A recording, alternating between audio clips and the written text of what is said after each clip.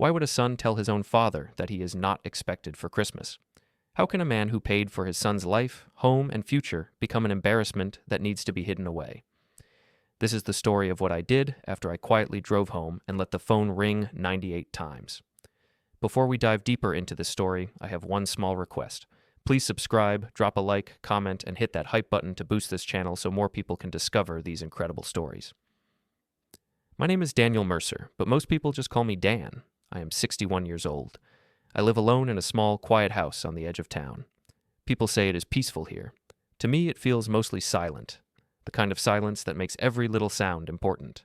The kettle, the ticking clock on the wall, the creak when I get up from my chair. It was a cold afternoon in December when everything finally became clear.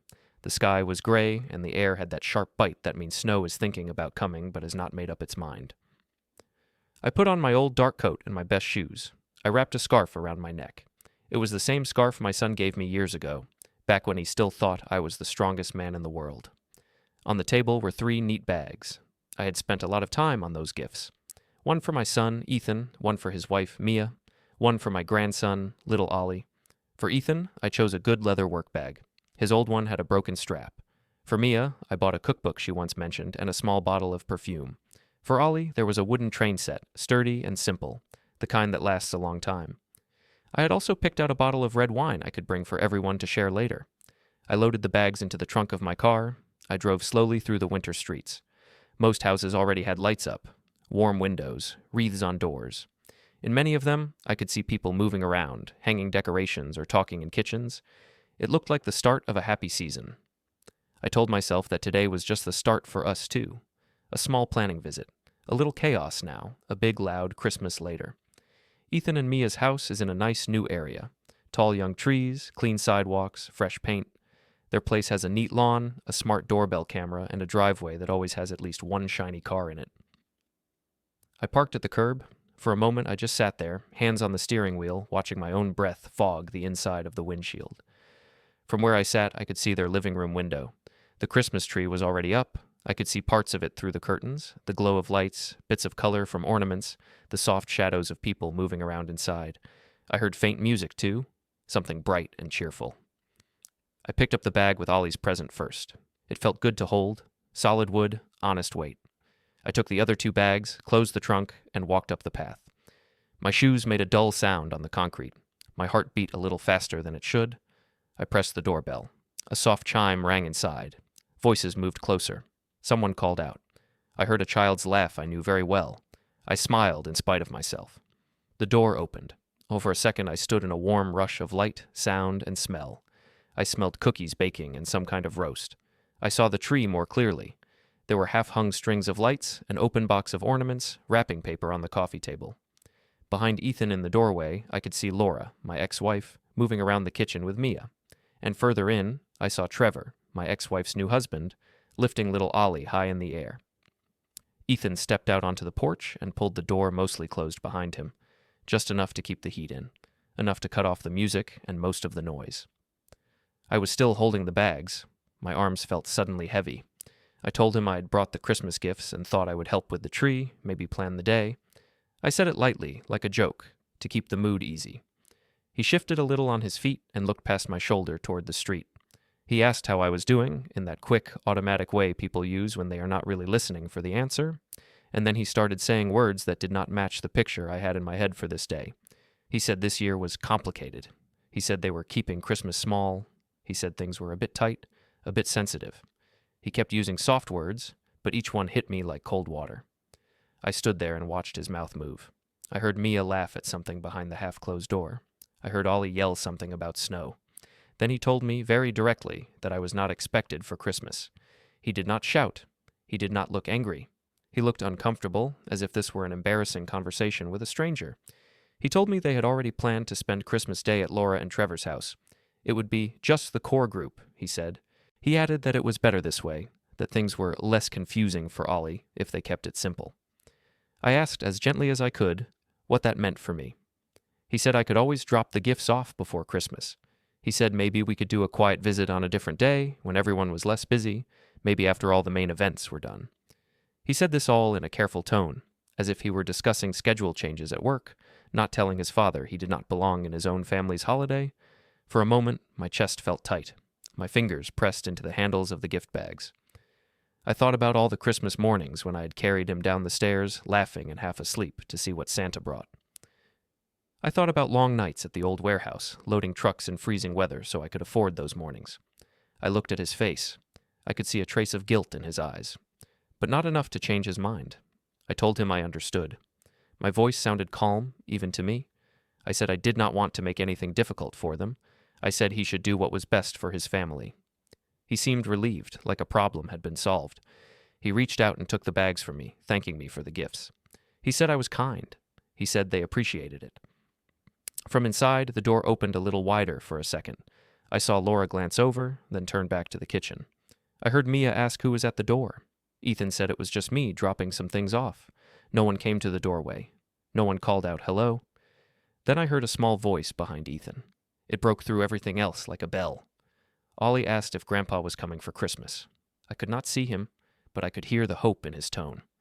Before Ethan could answer, I heard Mia say something quiet, and the door pulled almost shut again. Ethan told me they would explain everything to him later, that he was still young and did not understand these things. I wanted to ask what exactly there was to explain. Instead, I nodded. My throat felt thick.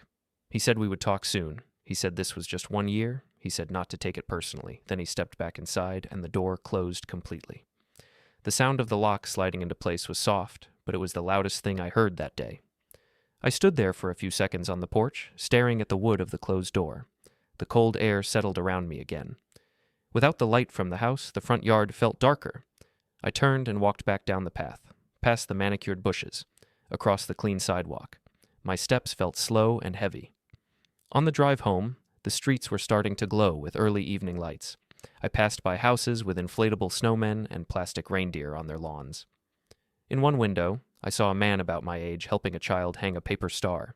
He had his hands up, steadying the little one's arm so the star would sit right. I looked away before the light changed. Inside my own house, the air felt colder than outside, though I knew that could not be true. I hung my coat on the hook, took off my shoes, and stood for a moment in the small hallway. The quiet wrapped itself around me again. No music, no laughter, only the faint hum of the heater and the ticking of the wall clock. I went into the kitchen and opened the fridge. There was leftover stew in a container. I put some in a bowl and warmed it in the microwave. The sharp light from the microwave made my hands look older than I felt in my head. I sat at the table with my bowl and a glass of water. Across from me on the shelf stood a framed photo of Ethan when he was 8, missing a front tooth and holding a toy truck I had given him. His smile in that picture was wide and simple.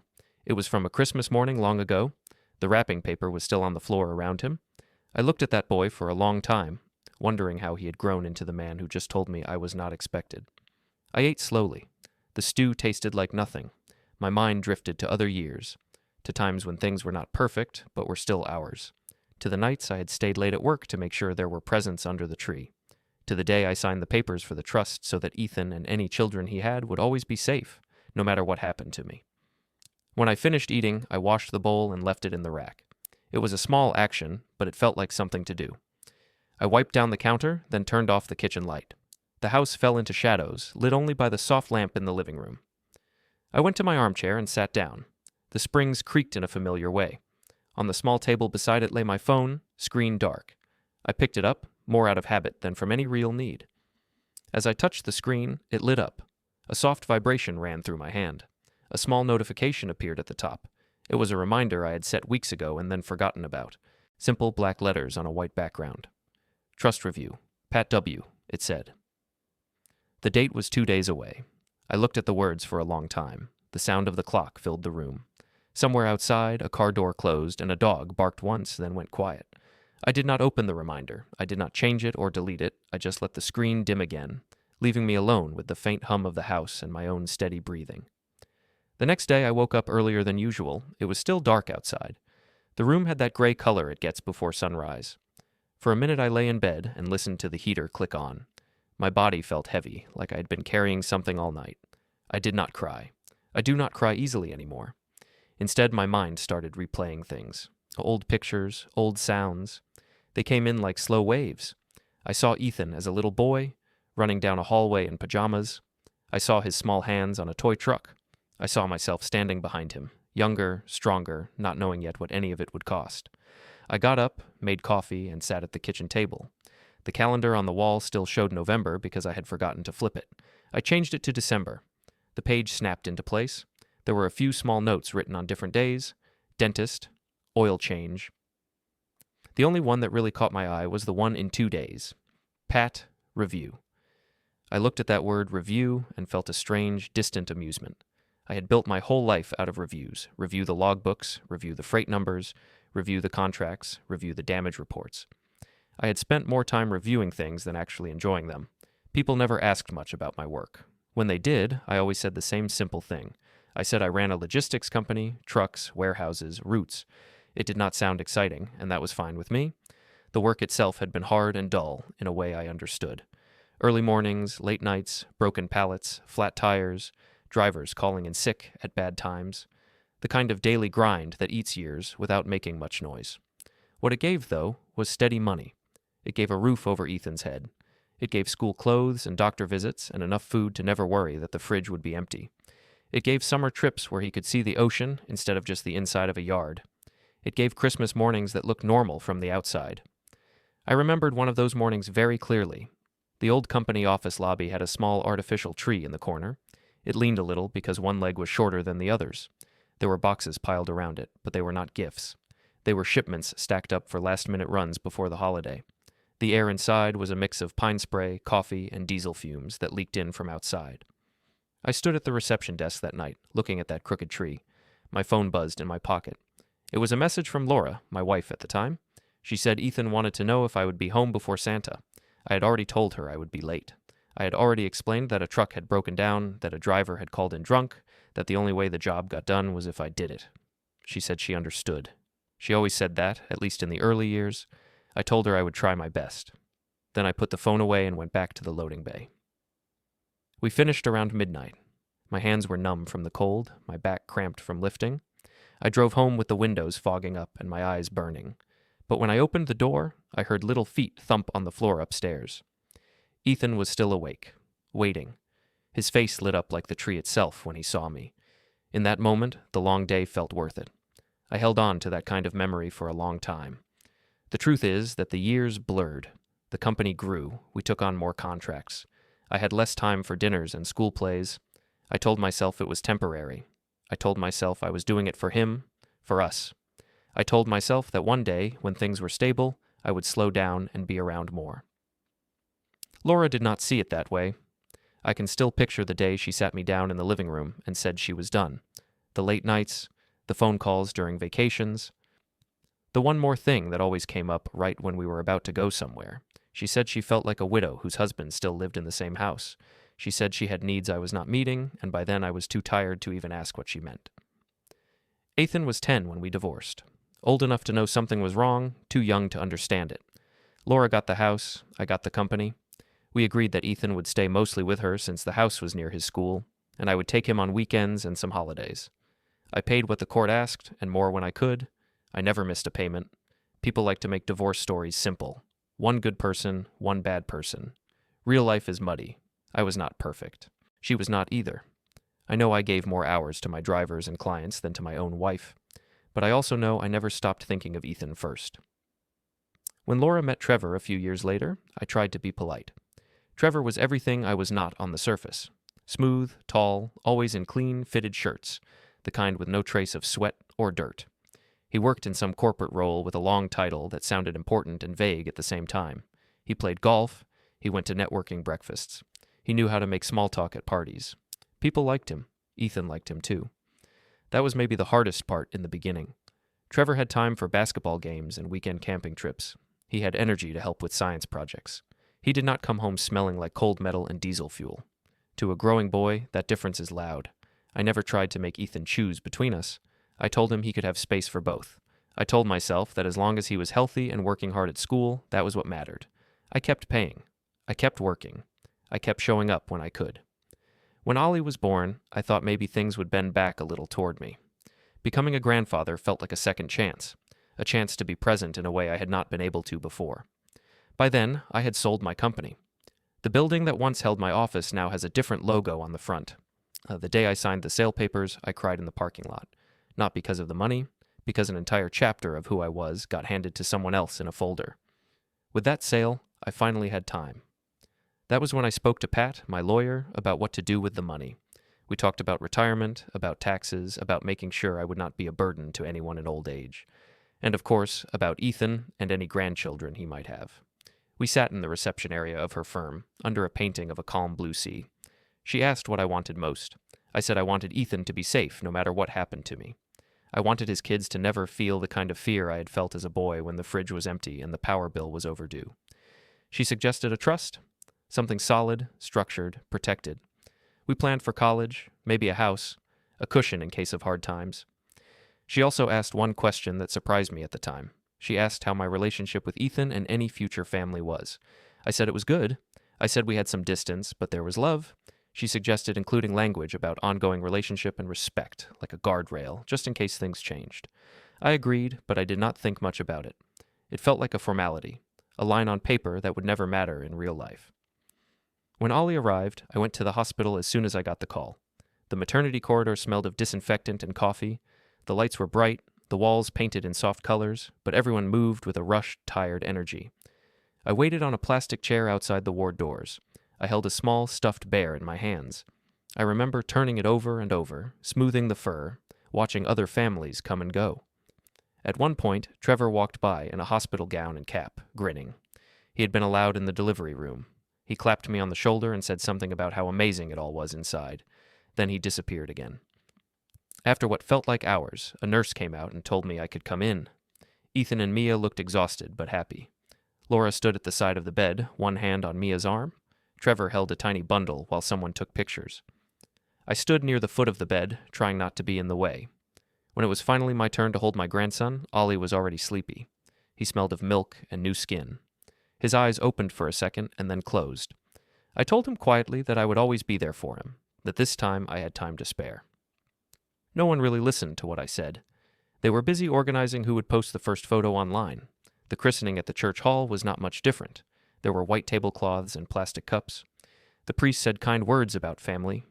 When he introduced the grandparents to the room, he used Trevor's name first and called him grandfather, like the title belonged there by default. My name came later, almost as an afterthought. There was an awkward pause where nobody quite knew what to call me. I smiled and nodded through it. One group photo from that day stayed on their living room wall for a long time. Trevor stood in the center, holding Ollie. Laura and Mia stood on either side of him, all smiling. Ethan was off to one side, laughing at something. I was at the edge of the frame, half-shadowed, as if I had wandered in and no one knew how to place me. On Father's Day, a year or so later, they invited me to a casual restaurant. It felt like a small victory at the time, a chance to sit at the same table, at least. We ordered burgers and fries. There were balloons around the room, and the staff played cheerful music. When the bill came, the server asked who the dad of the day was for payment. Ethan made a little joke and pushed the check toward Trevor, saying something about how he was the one who had really shaped him into an adult. Everyone laughed. It was not cruel on purpose, but it still cut. The server joined in, of course, because they did not know the full story. I took a sip of my drink and looked down at the table. No one noticed my face. Later that summer, I went to a barbecue at Ethan and Mia's house. Neighbors stopped by. Kids ran around the yard, shouting and blowing bubbles.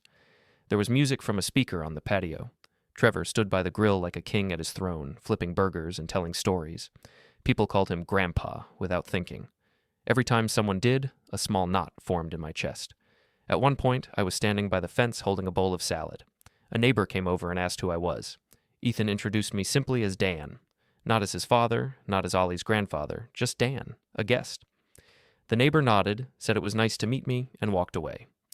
I stared at the wooden fence for a long second, listening to Trevor's loud laugh behind me.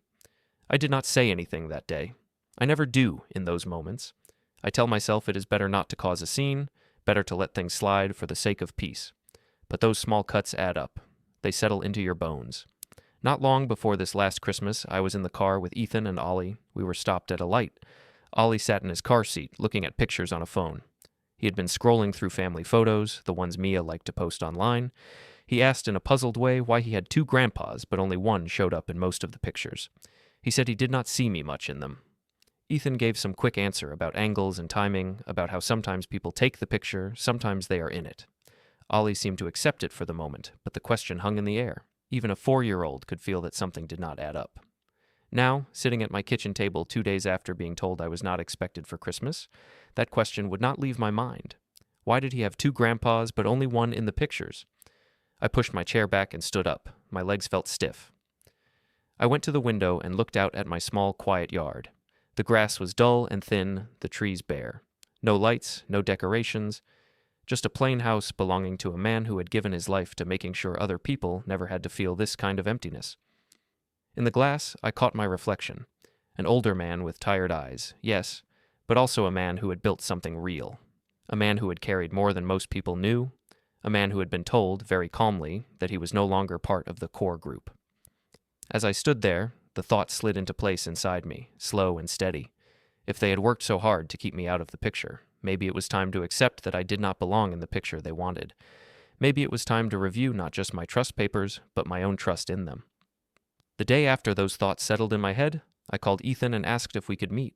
I tried to keep my voice light.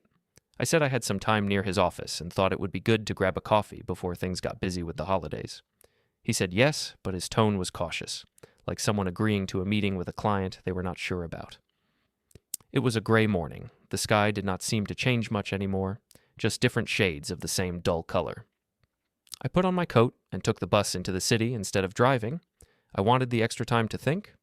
The cafe was one of those modern places with big windows and small tables packed close together. People in coats and scarves sat with laptops open, typing and scrolling and pretending they did not notice each other. There was music playing quietly.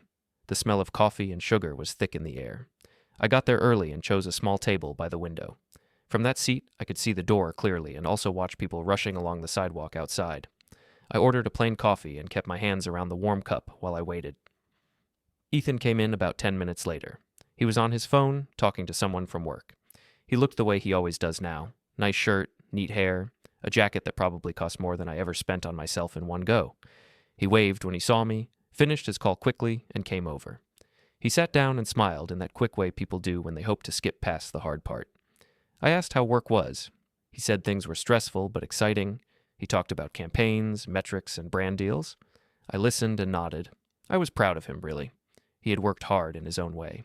It just hurt that he seemed to have learned that people were also numbers you could move around on a chart. After a while, I brought up Christmas. I told him I wanted to make sure I had understood correctly. I said I did not want any tension, but I needed to hear it cleanly from him, face to face. He took a deep breath and looked out the window for a moment. Then he said that this year they had decided to keep Christmas Day focused. He used that word, focused. He said they were doing it at Laura and Trevor's house and that they wanted it to feel simple, clear, and consistent for Ollie. I asked him what that meant for me. He said again that I was not expected for Christmas Day. He said I could come by another time, maybe on Boxing Day when things were less intense. He said the photos and videos they planned that day were important for me as online work, and they needed the family brand to look a certain way. Family brand. I rolled that phrase around in my head like a stone. To him, it was just work language leaking into life. To me, it sounded like a door closing. I asked him if he understood how it felt to hear that, to be told by my own son that I did not fit the picture. He shifted in his seat and said it wasn't about feelings, it was about what made sense. He said that, from a practical point of view, Trevor had been there on the ground more, especially when Ethan was a teenager. He said Trevor and Laura had built a stable image that people around them recognized. He hesitated, then added that sometimes my presence made things awkward. He said he never knew how to explain me to people who did not know the full story. He said when people saw Trevor and Ollie together, they understood it right away. There was no long story to tell. It was a strange thing, listening to my son talk about me like I was a context problem to be solved, like I was a mismatched piece in a public picture he was trying to arrange. Still, I kept my voice level. I told him I was not asking to be the center of anything. I just wanted to sit at the table, to be in the room. He said he knew that, and he thanked me for being understanding about their decision. He suggested again that I could drop by with presents on a different day, maybe just me and Ollie, something quiet. He acted as if that was a generous offer, like he was giving me a small corner in a schedule full of more important things. I did not push him. I realized, sitting there with that coffee growing cold in my hands, that I could not argue my way back into his plans. Logic would not fix this. Guilt would not fix it. Yelling, if I did it, would only confirm whatever story they had built about me in their heads. So I changed the subject. I asked more about his work. I asked about traffic. I asked how his car was doing. Small things. We finished our drinks. We said we would talk soon. We hugged briefly, like two people who are related, but not sure what that means anymore. When I stepped back out into the street, the air felt even colder. I walked slowly, watching the cars go by. People hurried around me carrying bags and caffeinated drinks and wrapped boxes. Everyone looked busy and important. I probably did too, from far enough away. On the bus home, I grabbed the rail and let my body sway with the motion. My mind, though, went somewhere else. It went back to that summer barbecue in their backyard. I remembered the smell of grilled meat and sunscreen. The grass was a little patchy in places, but they had set up folding chairs and a small inflatable pool for the kids. Music played from a speaker on the patio. Some neighbor I did not know had brought homemade pie. People laughed, clinked cups, called across the yard to each other. Trevor stood by the grill, tongs in hand, acting like the host of a cooking show. He joked with everyone. He called himself Grandpa, and made a big deal about making Grandpa's special burgers. People laughed. It was easy to join in. I had been holding a bowl of salad near the fence, waiting for my turn to place it on the table. A woman from down the street walked over and asked who I was. Ethan, without thinking, introduced me by my first name only. Just Dan, not my dad, not Ollie's grandfather, just Dan, like I was a neighbor who had wandered over. The woman smiled politely and moved on. The moment was small. No one gasped, no one pointed, but the words stuck to my ribs and stayed there. Later, I watched as Trevor held Ollie up so someone could take a photo. People called out that it was such a perfect grandpa picture. I stood at the edge of the yard, clapping along when they told the kid to say cheese. On the bus, that memory played in my head, one scene after another. The way Ethan had looked past me that day. The way I had told myself it was fine, that it did not matter what people called me as long as I could see my grandson. By the time the bus dropped me near my house, something inside me had settled. The feeling was not hot like anger. It was cool and heavy, like a stone in deep water. I unlocked my front door, stepped into the quiet, and hung up my coat. I stood for a moment in the hallway, then turned toward the small closet by the stairs. I opened it and reached up to the top shelf, where an old metal box sat under a folded blanket. The box was heavy. I carried it to the living room and set it on the coffee table. For a second, I just looked at it. Remembering when I first put it there, it was right after I sold the company. I had wanted one place for the most important papers, a place where I could reach them quickly if anything happened to me. I opened the lid. Inside were a few stacks of envelopes, some neatly clipped documents, a couple of USB drives in labeled bags. My will, the sale contract for the company, the deed to my house, and in a thick tan folder with Ethan's name written on the tab, the trust documents. I took that folder out and opened it. The pages rustled softly. There were signatures, dates, paragraphs full of legal words that had once made my head spin. I flipped through slowly, stopping at pages Pat had marked with sticky flags years ago. One paragraph in particular had a small yellow flag on it. Family relationship and respect condition, it said at the top. At the time we created it, I had thought it was almost silly, a line drawn for no real reason. Now, as I read the careful language, it did not feel silly at all. It described situations where, if I was consistently cut off, publicly disrespected as family, or treated as if I did not exist by the people who expected to benefit from this trust, the trust could be changed, it could be redirected, it could be adjusted to protect me and, if I wished, still protect any children who were not involved in the disrespect. There were clear terms. There were words about documented patterns and public disavowal and ongoing exclusion from core family events. There were examples written in general form. When we first wrote it, Pat had explained them with imaginary stories. At the time, they had sounded extreme. Now they sounded familiar. I set the papers down and leaned back in my chair. The clock ticked on the wall. The refrigerator hummed. Outside, a car went by, tires hissing on the damp road. It struck me slowly that I had not been as powerless as I had felt all these years. I had not been completely at the mercy of other people's stories. I had simply forgotten what I had signed. I had forgotten that there were systems in place for people who were being erased. I picked the papers up again and read that paragraph one more time, carefully. I thought of the hospital corridor, the christening, the Father's Day check handed to Trevor, the barbecue, the car ride with Ollie asking why I was not in the pictures, and now, the moment at the door where my own son had told me I was not expected for Christmas. The words in the document no longer looked like abstract rules. They looked like a path, narrow, slow, not dramatic, but real. I felt something inside me turn, not like a switch being slammed on, but like a dial being slowly moved from one position to another, from waiting to acting, from hoping to deciding.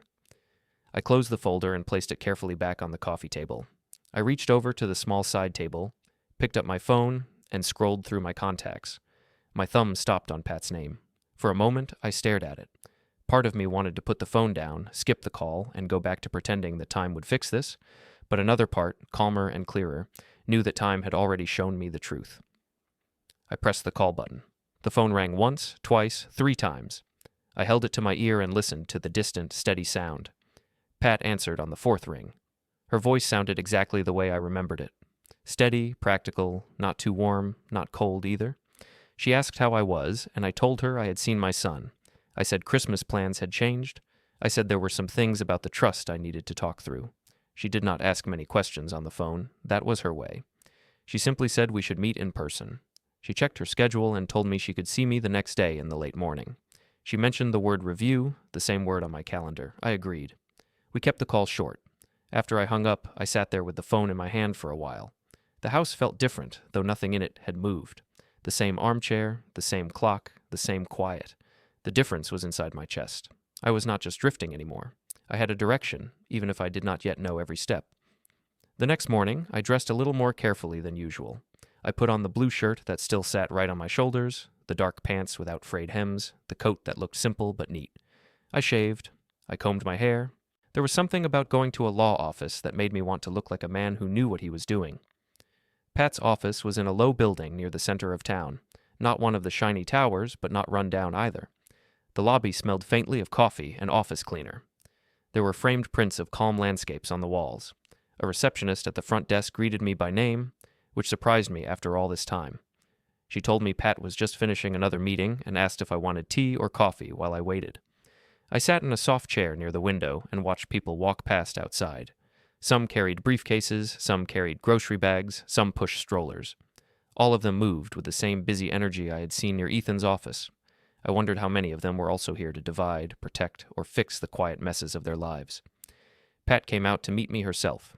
She looked almost the same as when we had last met to sign the trust papers, just with a few more gray strands in her dark hair. She shook my hand firmly and said it was good to see me. She led me down a hallway into a small meeting room. There was a large table, a box of tissues on one corner, a jug of water, and a stack of notepads. We sat, and she asked what had brought me in. I told her about the door at Ethan's house, how he had stepped outside and closed it behind him, how he had told me I was not expected for Christmas, how he had suggested I drop off gifts on another day so their main holiday could stay small and focused.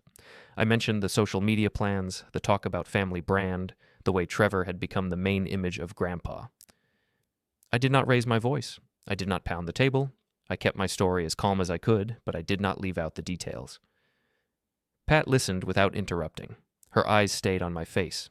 Sometimes she wrote a note on her pad, short and quick. When I finished, she nodded slowly. She said something about how this did not come out of nowhere. She remembered when we created the trust all those years ago. She reminded me that I had been worried even then about being pushed to the edges once the money was in place. That was why she had suggested the condition language in the first place.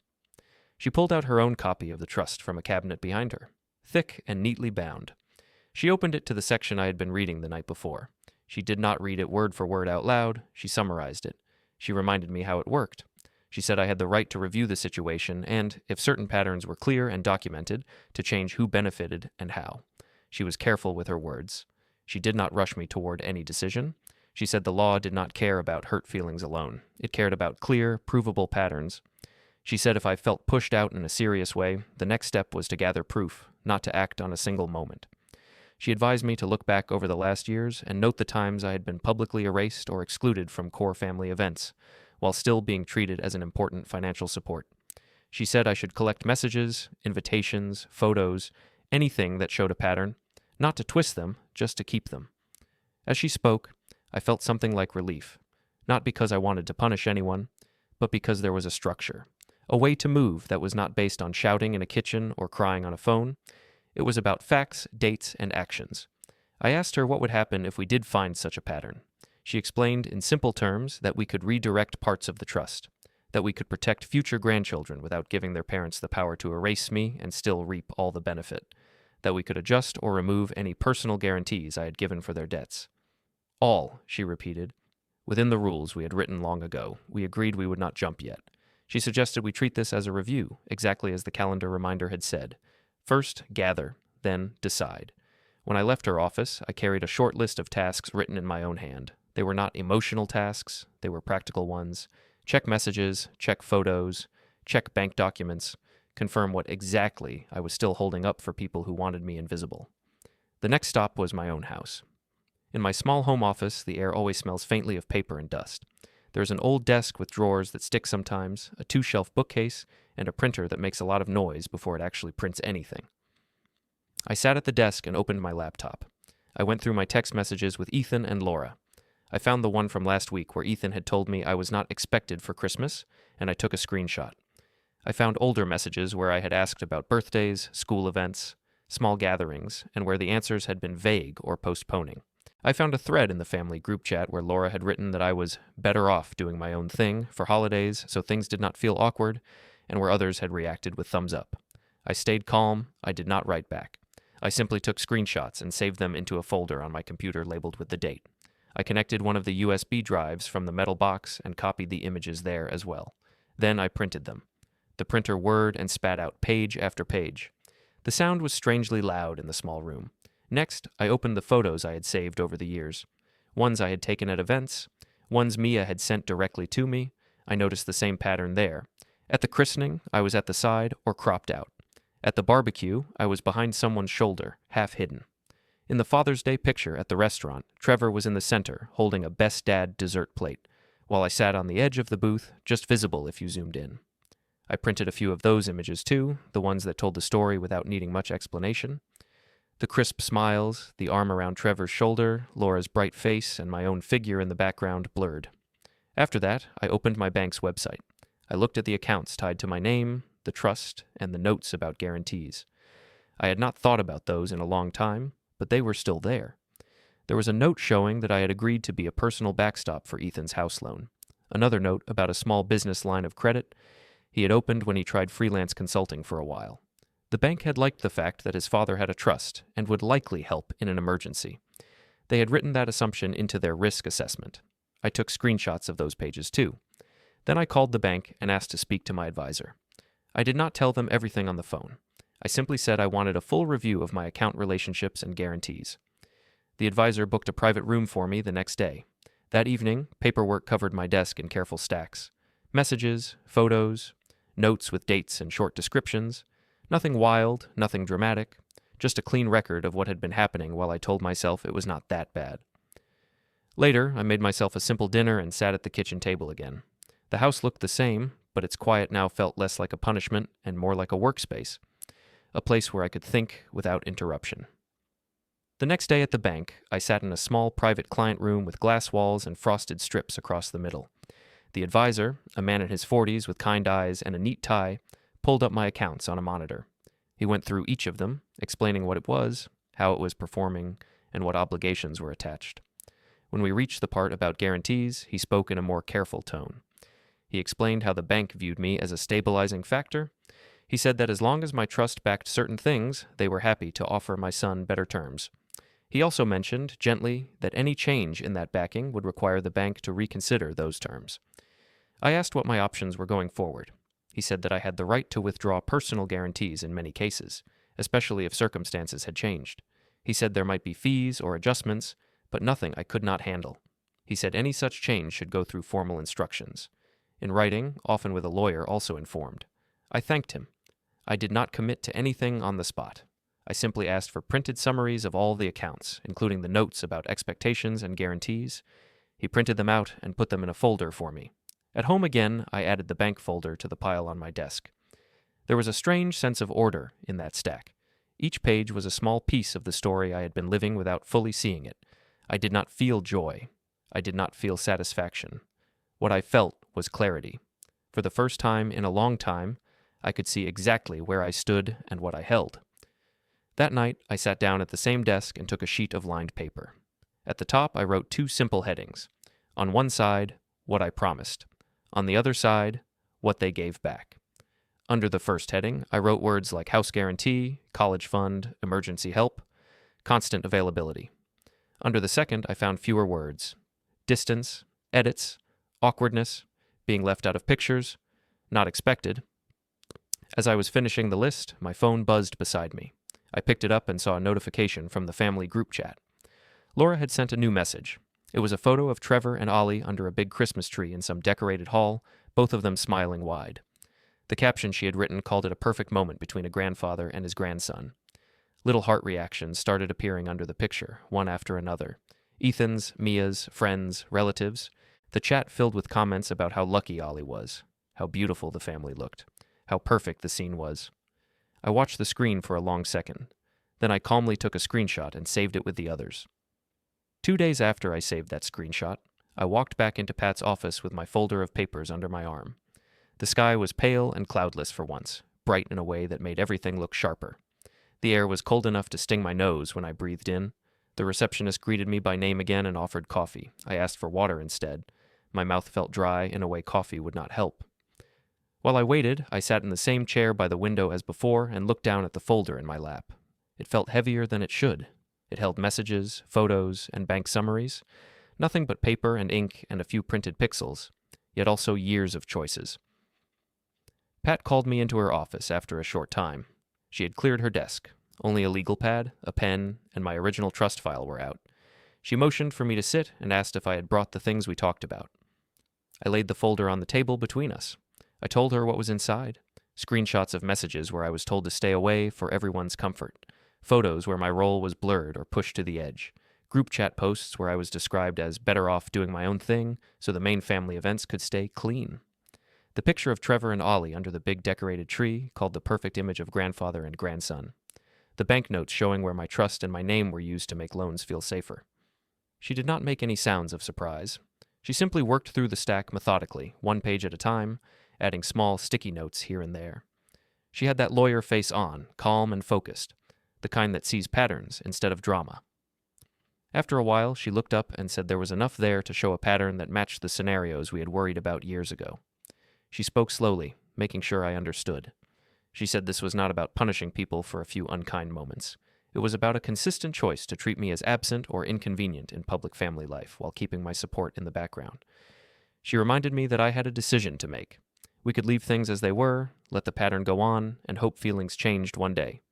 Or we could act with the tools we had already put in place. She told me again, very clearly, that whatever I chose would be fully legal and within the rules of the trust we wrote together. I sat there with my hands folded on my knees and thought for a long time. I thought about Ethan as a boy, holding that truck. I thought about him as a teenager, scowling at me when I missed a game. I thought about him now, using words like family brand and focused holidays, pushing me off to a side day like I was a repairman. I thought about Ollie, asking why I was not in the pictures. I told Pat I did not want to destroy what I had built. I did not want the money to disappear out of anger. I wanted it to go where it would still help, where it would not be used to hold me at arm's length. I said I wanted protection for my grandson in the long term, but I did not want his parents to have the power to erase me and still walk away with everything as if I had never existed. She nodded and said there were ways to do that, ways to separate the idea of helping future generations from giving full control and benefit to the people who had chosen this pattern of disrespect. I did not ask for each detail. I trusted that she knew her work. We had already talked through the general shape of it. Now it was about making it real. She slid a few blank pages in front of her and began to write notes, names, dates, references to sections of the trust. Then she looked up and asked me one more time if this was truly what I wanted. Not what I felt in a hurt moment, but what I wanted for the rest of my life. I sat with that question. The room was quiet. I could hear faint sounds from the hall. Someone walking by, a drawer closing in another office. I searched myself for any sense that I was acting out of hot anger. There was none. What I felt was tired and steady, like a man finally setting down a load that had been digging into his shoulders for too long. I told her yes. She said she would prepare the necessary documents. Some would adjust the trust, some would change instructions to the bank, some would deal with who had what role in handling things after I was gone. She said she would also arrange for a formal meeting with everyone involved, so there would be no confusion, no rumors, no half-heard stories. Everything would be explained in one room, at one time, with papers in front of each person. She asked if I wanted that meeting before or after Christmas. I thought about it and chose after. I did not want this tangled into their staged holiday. Let them have the kind of Christmas they had worked for. Clean. Core group. Pictures just the way they liked. I would spend mine my own way. As I left the office, Pat walked me to the door and said her assistant would be in touch with dates. She told me to think about what I might want to do with any part of the trust I did not leave to them. Other family, charity, projects. She said we would discuss those at the signing. Outside, the air felt even colder, but my steps felt lighter. I went home, made myself lunch, and then went out to the garage.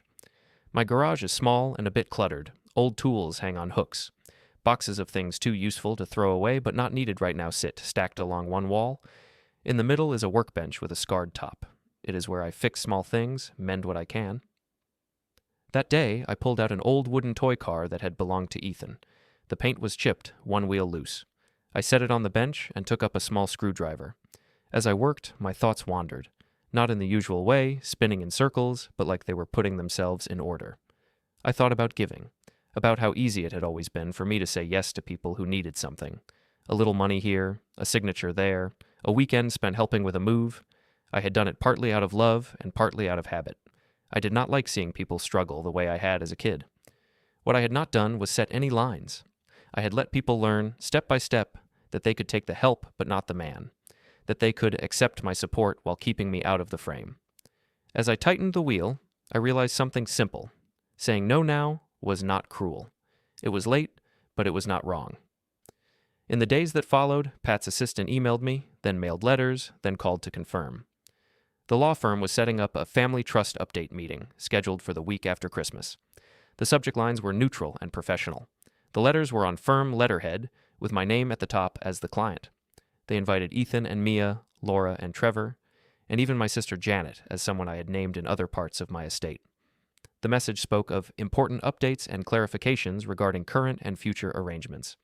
It was the kind of language that signals money and plans. I knew how people like Laura and Trevor would read it. They would hear possibility, they would hear benefit. They would mark the date on their calendars with a sense of anticipation. A few days before Christmas, Ethan called me.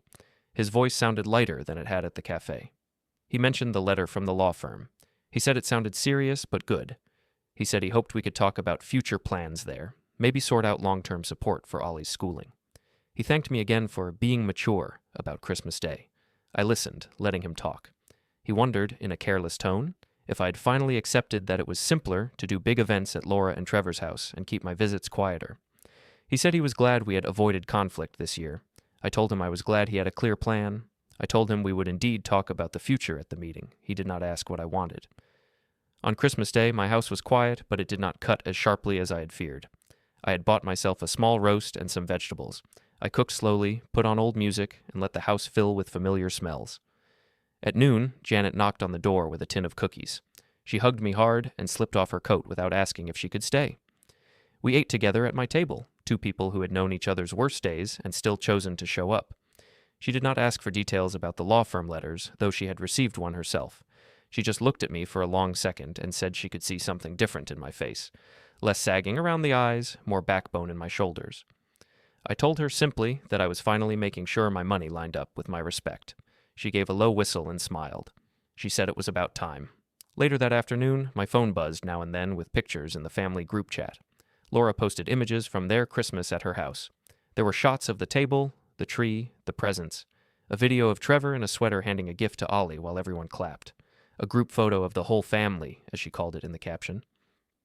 I did not appear in any of them, of course. I wasn't there.